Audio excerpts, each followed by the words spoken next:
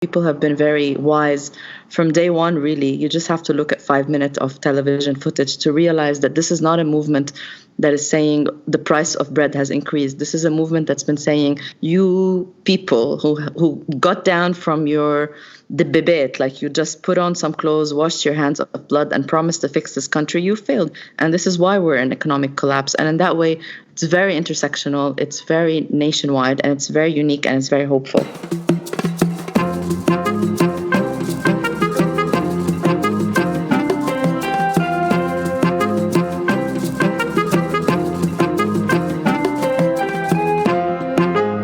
My name is Carmen Geha. I am a wannabe scholar / couch potato / activist. Do you think time plays any role in the momentum and the aspirations of the average protester? Not in the sense that history takes time, but I mean the moment that people went to the streets, October 17, 18, and 19, that initial period. Do you sense that time plays a role in at least diminishing the momentum? We've experienced a series of counter-revolutions, and those of us that have the unlucky fortunes of studying protest movements and studying the Arab Spring, later dubbed as the Arab Winter. I mean, I've worked in Libya, Tunisia, I've covered Syria. Those of us that do this understand that we're experiencing various episodes of counter-revolution. Part of it is oppressive police force, and part of it is co-optation of the protesters' demands and saying that, yeah, we can solve it, give us more trust. And part of it is a counter-narrative that says, you know, this revolution is threatening the civil stability and is threatening the mithaqiyya, etc. I am extremely hopeful. I don't think that there's been any setbacks. I think that the ebb and flow of the street is a very normal process of establishing the post-revolutionary phase. We're just getting to know each other, Roni. I mean, you know, after the Civil War, politicians, in a very purposeful way, destroyed all platforms of mobilization. There is no public school in Lebanon. There's no public university in Lebanon. There's no fucking public library in Lebanon. There's not a contemporary museum. There's not a unified history book. There's not a union and a workers' syndicate. I mean, there's no platform where citizens from different classes can meet and can mobilize around common issues. So I don't think, you know, realistically, people can't stand on the streets forever. I mean, you know, people are broke and it's cold in Beirut and the electricity cuts up and folks need to feed their kids.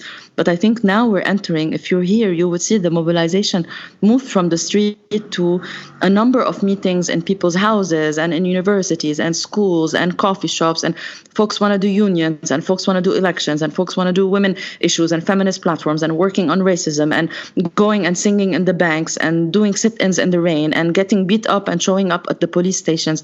The city is extremely vibrant and extremely hopeful, and I would urge you, you know, from a distance and people listening, to not think that there's been any setbacks. It's just phases of an ongoing protest, because we don't have one dictator. I know you know this. It's super cliche. We don't have one guy that we're trying to bring down, and we're not a unified front of opposition that's going to be like, okay, if this guy leaves, we're ready to take over. We're a nation that's reconciling after 30 years where we've been told you should hate each other and fear each other. It's going to take us time, but there's not been any setbacks. The mood is very hopeful and very productive, and I think people know that they're in it for the long haul. So, you know, I think we've done in 3 months more achievements than they've been able to destroy in 30 years. You know, I like your incessant positivity, and I'm just going to clarify a few points. I meant in the sense that the initial outburst of demands, which I mean in the sense of kullun yani kullun, and also that the calls for a regime change, at least in the early inception of this moment. And I'm going to just push a little bit on what you said, in that I don't think Hassan Diab is a positive step in the process, but you tell me if that's incorrect. And in other words, that the structural changes that have happened in the last 3.5, 4 months don't seem to line up with the initial demands of the protester.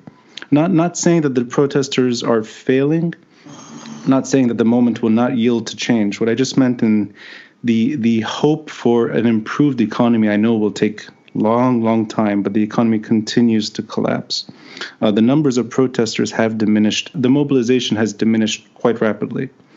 And I think violence also took some people away, at least from the initial few weeks. And also the fact that the chants against Aoun and Birri and Nasrallah seem to have diminished for the time being.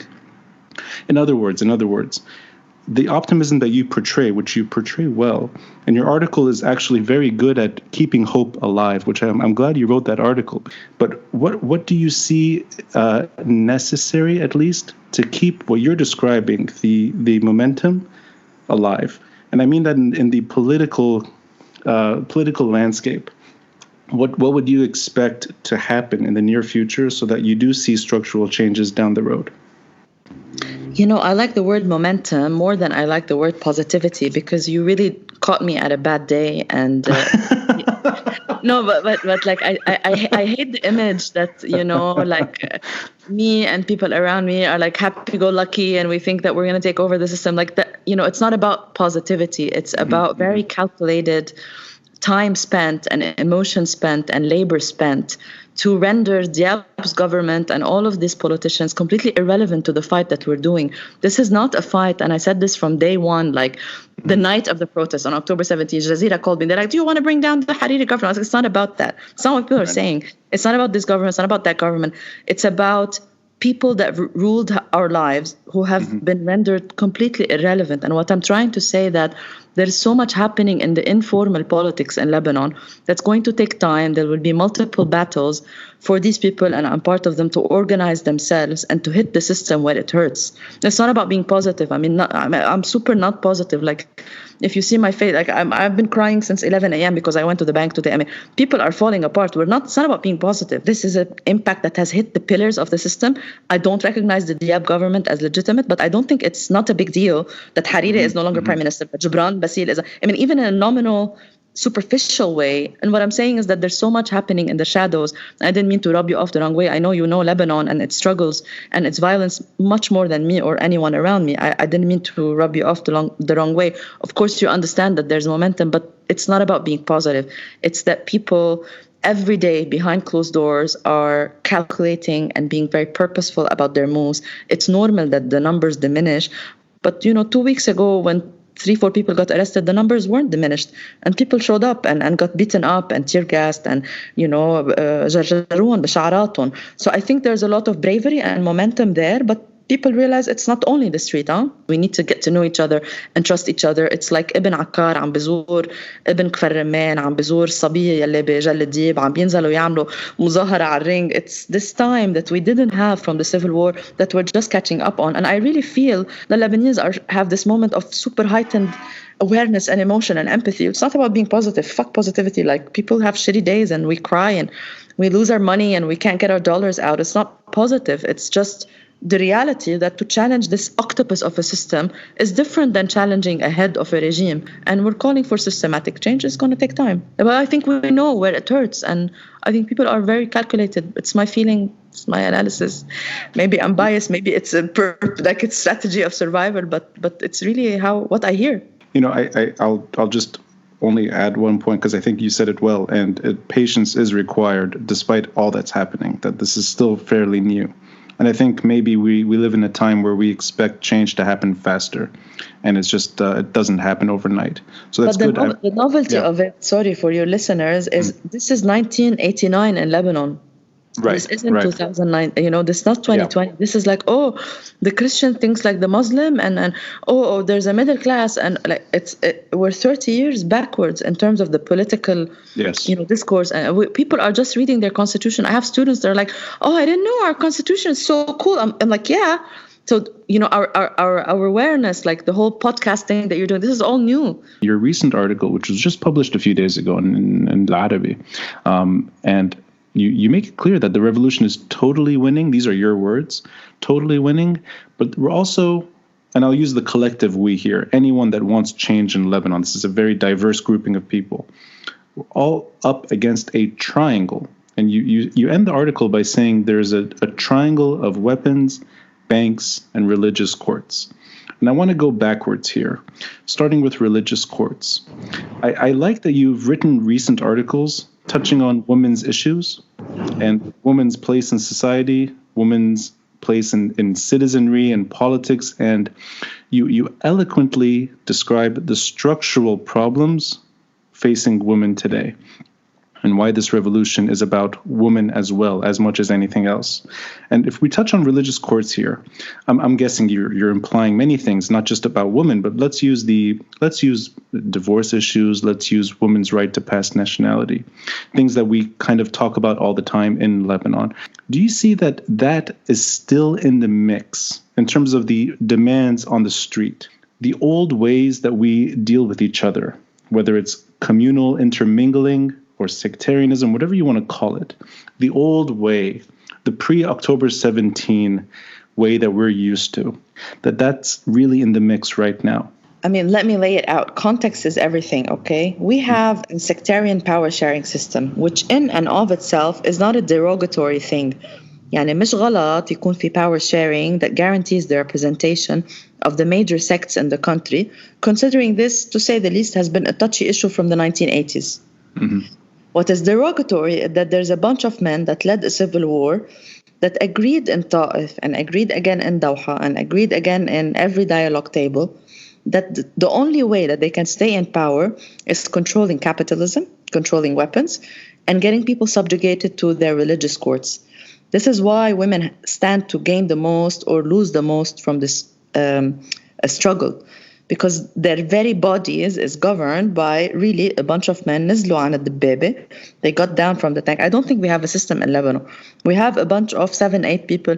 You can philosophize and call them oligarchs, sectarian leaders, زعماء اللي بدك إياه, who continue to tell us the narrative after the civil war, and especially after March 14, you know this very well, has been, look, we're divided, choose where you want to stand. When in reality, they are not divided in the mechanisms and the strategies that they use to subjugate all citizens, and particularly women. And this is why this issue is very securitized and very politicized. So the struggle is between two competing narratives, that of citizens and that of the enemies of this people. They're the enemies of the people. And they've been so uncovered so super well in the last 3 months. It's pure joy to see them falter and to see them starting to lay the blame on each other. I don't know if that makes sense. So you're seeing the regime in a sense, not necessarily implode, but you're seeing it fracturing to a degree. They are fractured.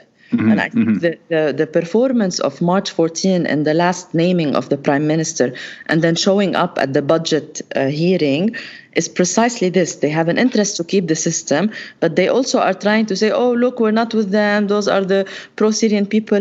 And people are like, hello, Habibi, why did you go to the budget hearing? You could have not given them a majority, and there could not have been a consensus of this if you weren't there. Their only interest, they are not a project. After the civil war, they could not articulate a project of development. They can't. They can't fix the taxis. They can't fix the street. They can't pick up the garbage. They can't bring if they do this, people won't need them. They will need a state.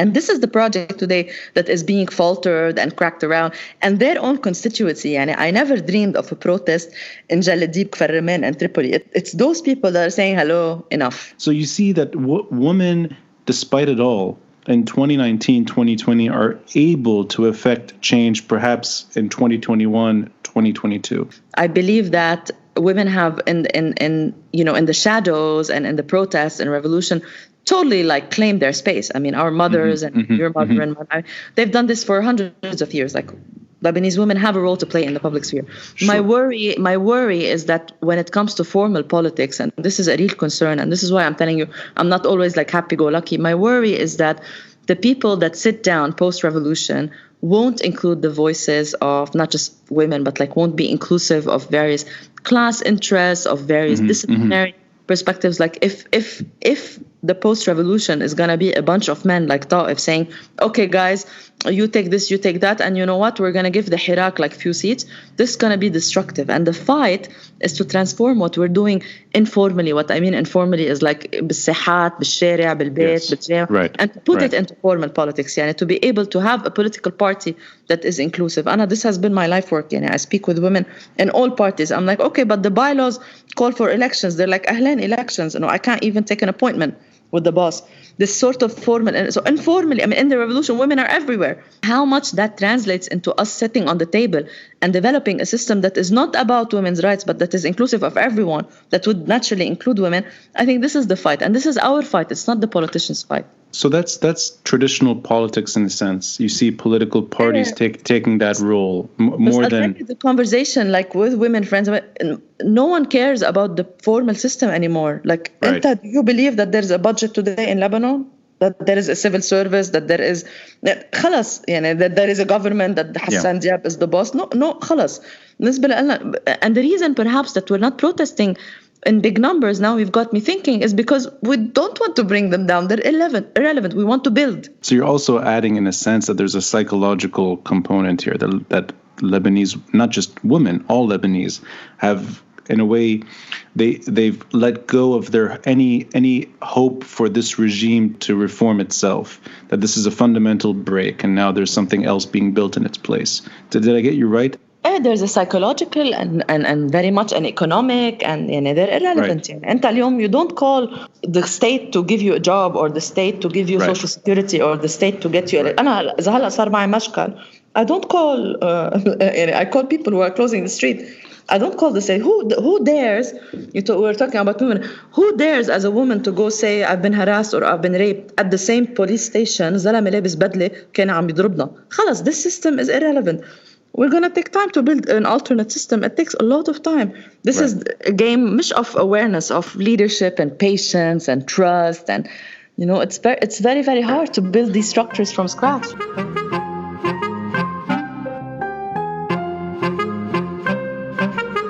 It would be impossible to imagine these protests without the economic pain. I mean, I assume you agree that what we saw was an outburst of anger towards the economic problems, but from that, there have been other issues being addressed as well. In other words, the economic pain is really the unifying factor. The economics hasn't only been about the dollar value. It's been really a politics of insult. Look, in the Arab world, and you know this, أنت لبناني, people don't talk about money. You never go to a dinner. Now I go out with my friends and I ask about how much should I order, chicken or meat. It's a politics of insult. When some man, a father, بعرسال, hangs himself, shoots himself, this is a politics of insult. We're not used to talking about money. The clientelist network that grew after Taif was a cover for people. They would say, like, خيي I vote for him, but أنا مستور. I'm okay. I live with dignity. Inheritance, schools, my wife doesn't need to go, sell clothes or whatever. The economic situation unified Lebanese people across classes, and not the rich classes, but at least middle and lower income are unified around the politics of insult. My father worked 47 years. بيطلع بيوقف sorry يناطر ونحن أحسن we're better off than other people. It's a politics of insult. The second point in the triangle that you explained, that people are going up against the banks. What do you see happening? How it will evolve in the coming months or maybe even years? And will it react sufficiently to what protesters want? Or is that too hopeful right now, that we can't really assume things will get better in the near future?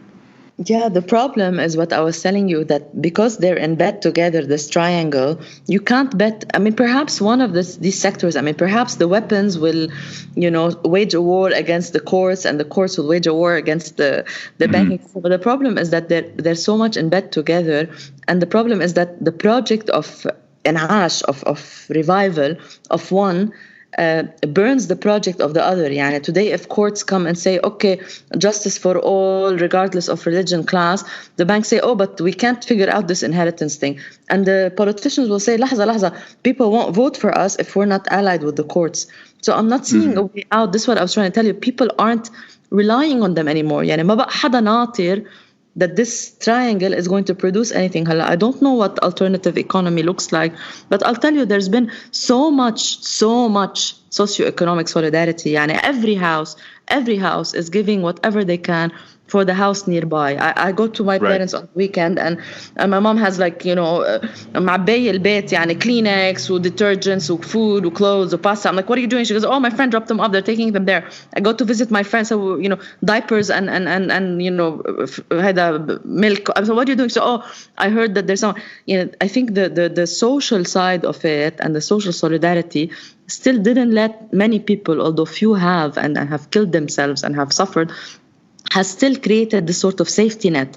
And this alternate cooperative solidarity is what is keeping when you don't see people on the street, it's because they're doing food drives and clothes drives and figuring out a way out of this triangle. No, I don't think the banks will get us out of this. They can't, because the politicians behind them, if the banks today do their jobs, people are going to piss on the budget, public budget. The promise of the public budget is that they will get us out of debt.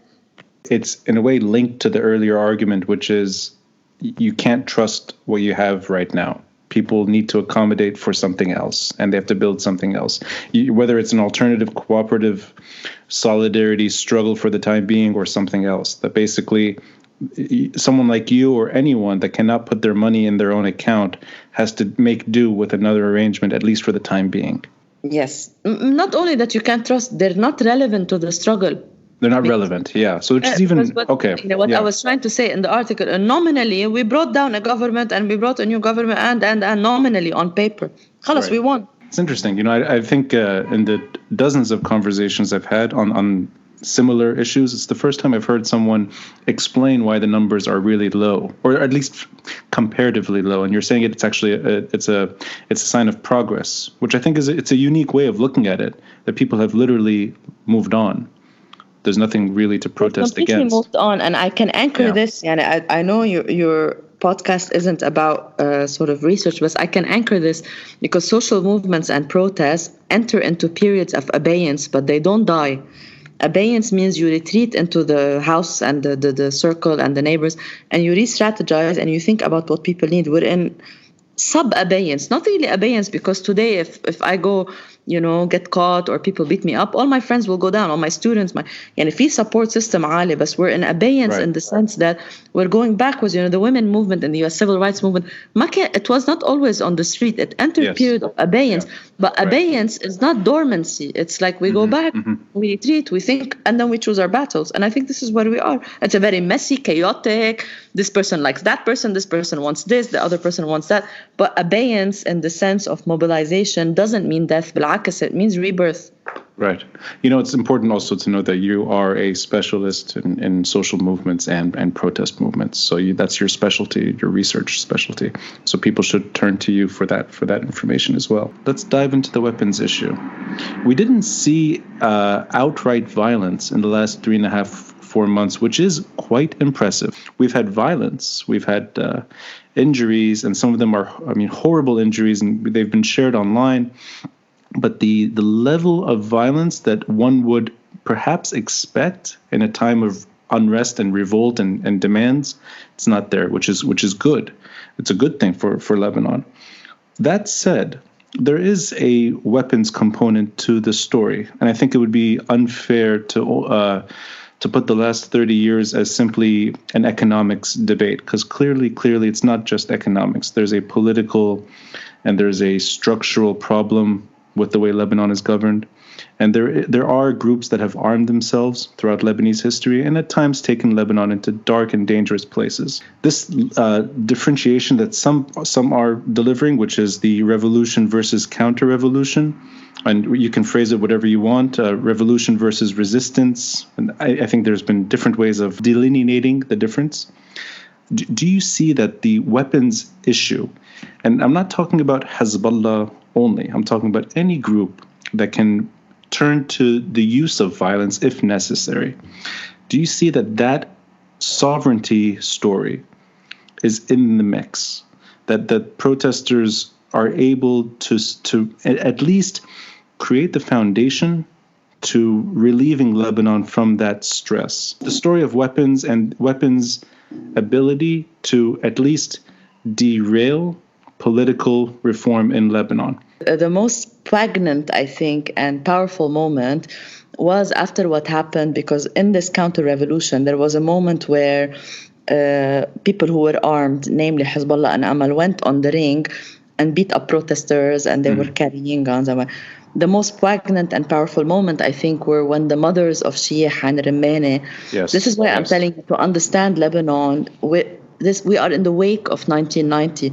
This is the first time that these women see that they have something in common, that they don't want their sons and daughters to fight. I think that this intensity and the slogan that was born in the revolution, "Intu الحرب الأهلية ونحن الثورة السلمية," has been so powerful. It has shaken people up, and people are no. There is no war in Lebanon and no violence in Lebanon, and vandalism isn't violence. Today, I wanted to burn 6 ATM machines. This is not violence. I would never hurt a cat on the street. There's no need for violence. People are sick of blood. Every house in Lebanon, your father, my uncle, her mother, the neighbor, the daughter, every house in Lebanon has entered into violence. And I think there's an extremely heightened emotion that this is a losing game. And this protects the revolution. This is a revolution against those bunch of guys that promised us electricity and welfare and women's representation and whatever بدك تحمل هذا النظام in terms of promises. And the only thing I would bet on, if we lose and we have this podcast 5 years from now, and I'm sitting and I'm an old woman with 5 cats and I'm like, I'm cynical. The only thing I would bet on is that we will not enter into violence. No way.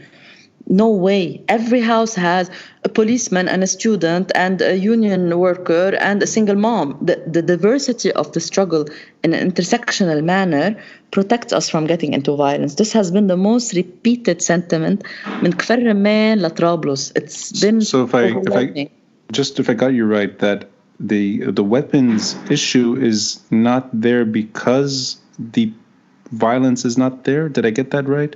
In other words, sorry. Because no one has weapons except one side. And so people realize that entering in one side is not only Hezbollah, it's Haras al-Majlis. People can't fight the bunch of police that are protecting an empty building, the freaking parliament. Who cares? No, what is protecting the revolution from entering violence and weapons and arms is this realization that you all, Michel Aoun included, that held arms and violence and killed our kids. Also the complexity of the family structure in Lebanon. أنت البوليس طب ما ابن عمك جارك صاحب بيك صاحب خيك صاحب I guess sorry to interrupt, Carmen. I guess I may have phrased it incorrectly. What I meant was do you think that the revolution can yield political change so long as there are groups that can turn to violence when needed? I didn't mean that the revolutionaries are violent. I wasn't talking about the attacking the banks, which I think is a very different form of civil disobedience and violence. I didn't mean that. I meant more in touching on the geopolitical problems Lebanon is stuck with, and the fact that there is a group that is armed and able to dictate certain security issues and foreign policy matters in Lebanon. They tried. They went down. So you're saying that side cannot use weapons because because they are unable to also preserve the regime through weapons. Did I get that right? I'm saying that our unity from north to south renders their violence irrelevant, and I only represent myself. Let them come down and kill all people and see what happens with geopolitics and with people's votes and people. Every system in the world requires people obeying. You can ask people to obey because of clientelism, because of an ideological project, because of religious reasons, because of protection, because of benefits. Even the side that is armed needs people to be on their side. Their people aren't going to accept that you and I are going to be shot on the street because we're asking for no technocrat, please solve the Kahraba crisis. Our non-violence renders them irrelevant. ما حدا قاري هذا الشيء. So that's interesting. So in other words, the fact that they are armed at this moment in time in Lebanese history is irrelevant to the protesters' demands, and it may also be a useless weapon against civil discourse at this time. And in other words, their weapons are not part of the story because literally they're not part of the story. طبعا, otherwise police would have won. يعني you watched what happened, or perhaps you were there على سكنة الحلو, etc. They would have arrested or shot us all on live TV. What happens the next day with their constituency? I'm not scared of this. But sorry, yeah, and actually, no, I was there, and I wanted to ask you, but step further away from the state, from the internal security, or even the army. Do you think that a group like Hezbollah is able to survive the way it operates with the current demands of the revolutionary people?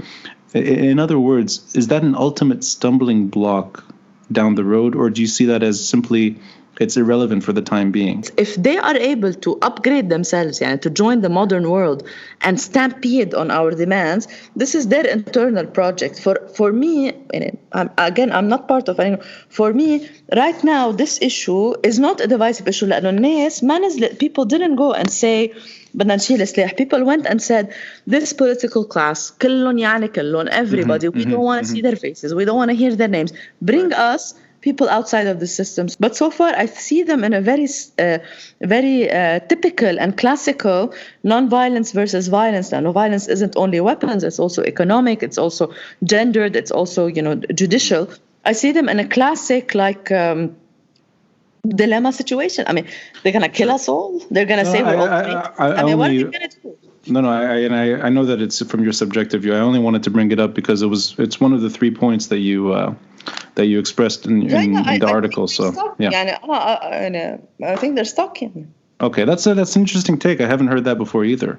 So in a way, they're trapped within their own confines because the revolution is beyond it's beyond their goals. And because their constituency isn't far from us, because the revolution didn't come and say, we're going to replace all of y'all. The revolution came and said, there's another set of demands that this system and the way that you've been governing can't fulfill it.